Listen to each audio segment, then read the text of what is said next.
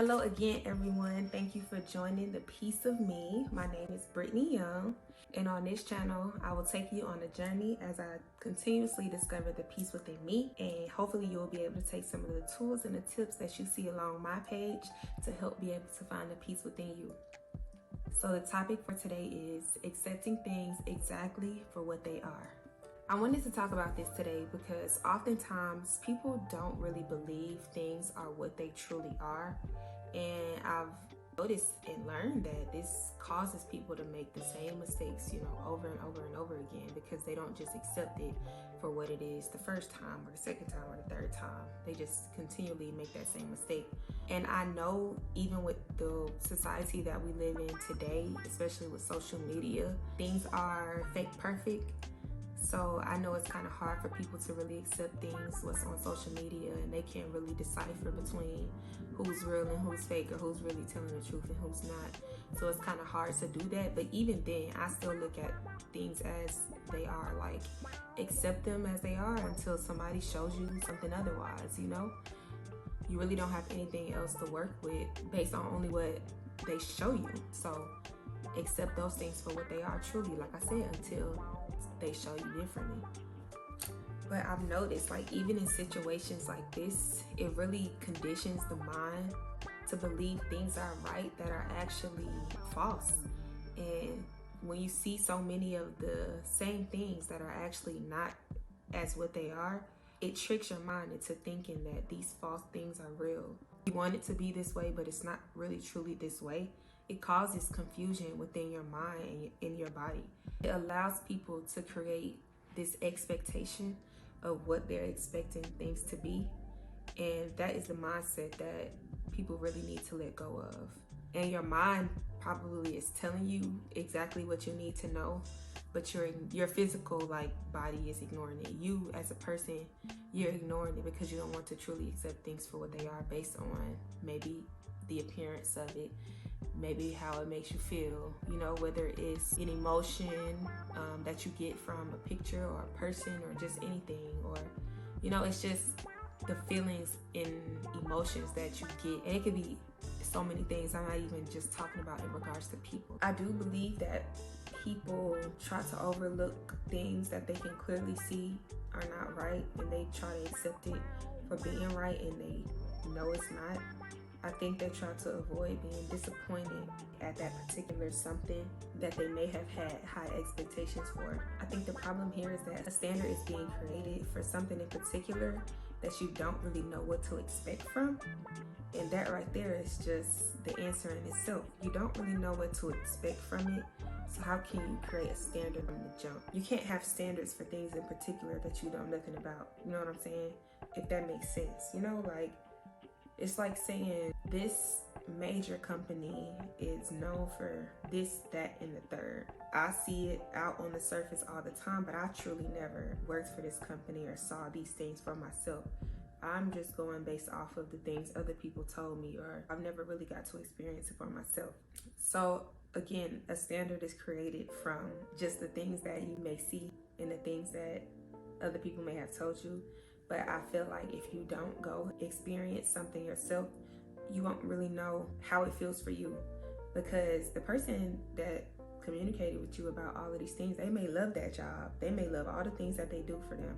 But then you looking like, well, my old job did way more for us. And this is nothing compared to what I used to get from a job.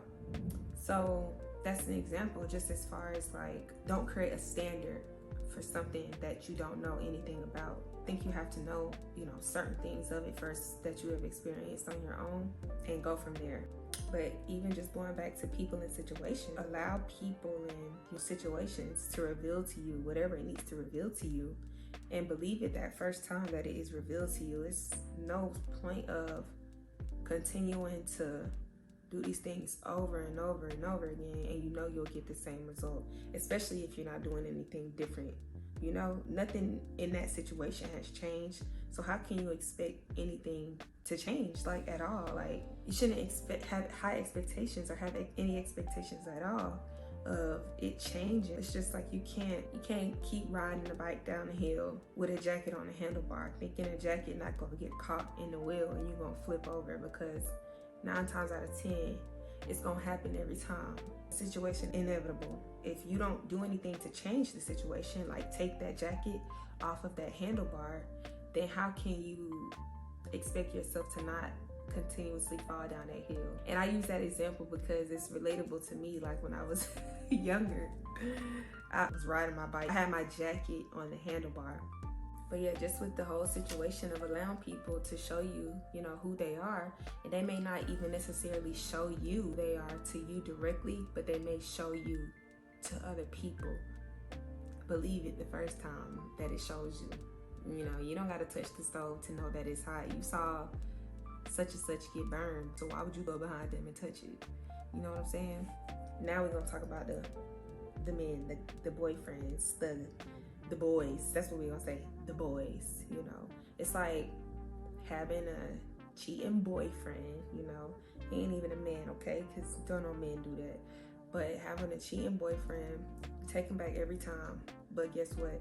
He said he gonna change, and he act like he gonna change, and he said he gonna do this, and he said he gonna do that, but he never does anything. Then it's just like, why would you expect him to not cheat again? Why would you expect him to be faithful?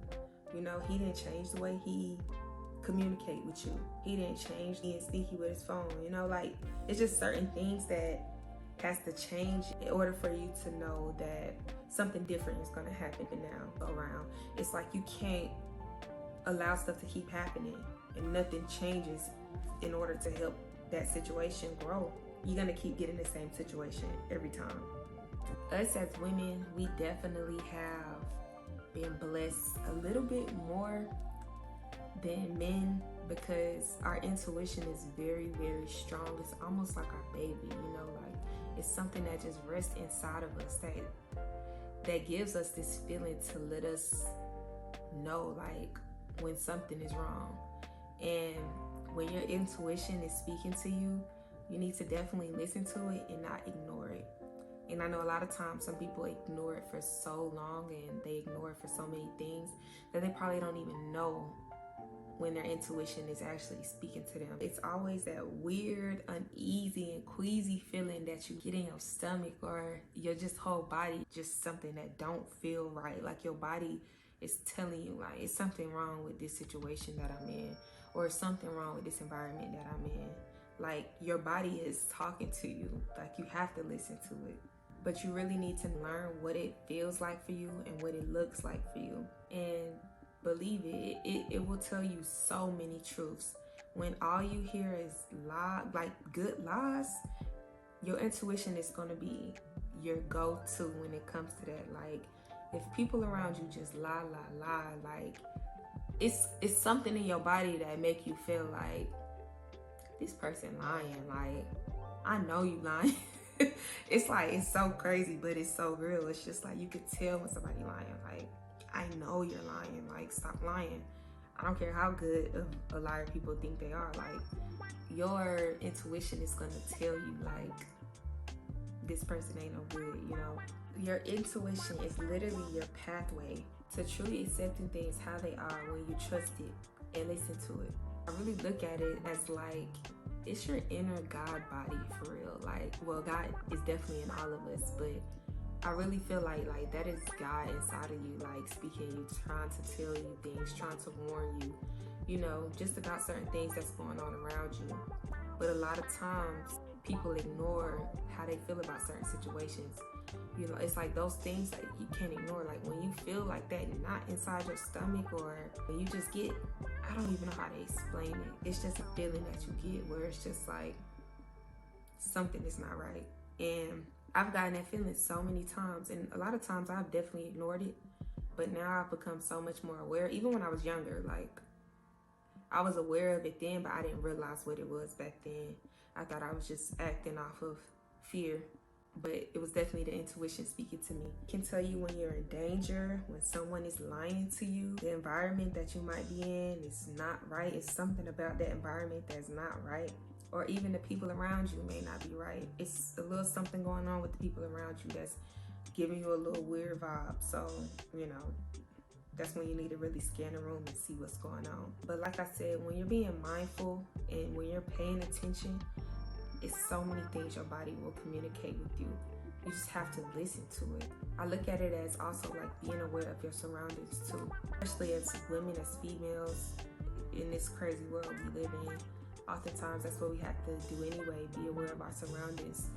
And that's always me. Like I'm always, when I'm out in public places, like, you know, I'm looking around, like I'm scanning the room to see like what's going on with everybody in the room, you know?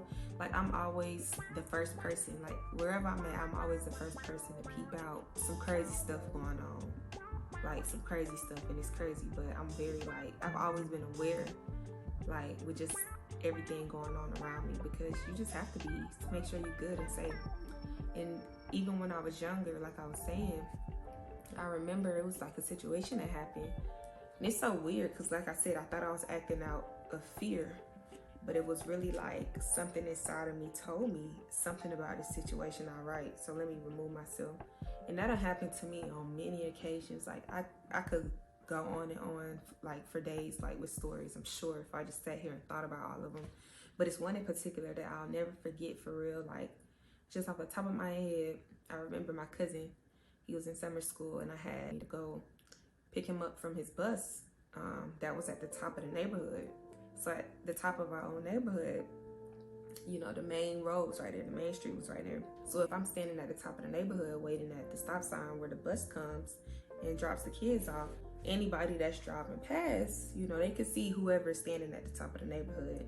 So I think I had to be in like middle school maybe. I probably had to be like 12 or 13, something around that time. And I just remember this car drove by and they had their window down, and it was a man that was driving.